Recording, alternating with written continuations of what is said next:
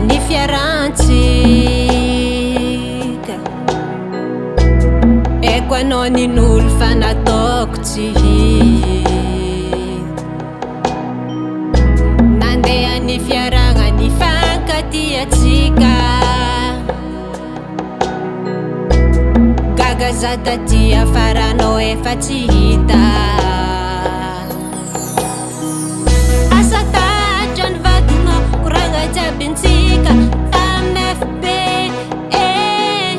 Asa hita ny vadinao SMS-ntsika isan'andro avaky be. Asa tatra ny vadinao koragna jiabintsika tamin'ny FB. Asa hita ny vadinao SMS-ntsika isan'andro avaky be. Koa nahazo zaro vadiko tegna mafy loatra.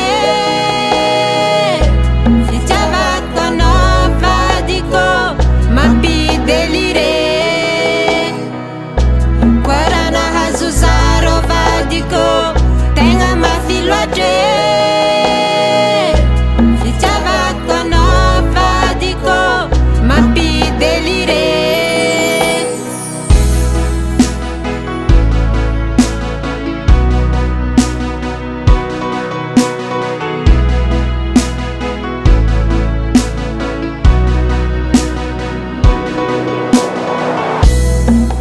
Rozy zengo mavadin'olo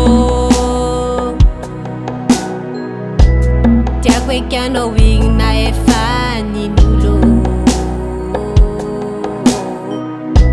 Mijaly saigny zaho ato tsy mahita anao.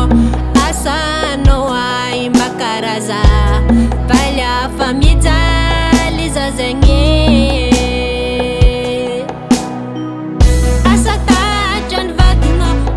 Jiabintsika tamin'ny FB. Asa hita ny vadinao SMS-ntsika isan'andro avaky be. Asa tatra ny vadinao koragna jiabintsika tamin'ny FB. Asa hita ny vadinao SMS-ntsika isan'andro avaky.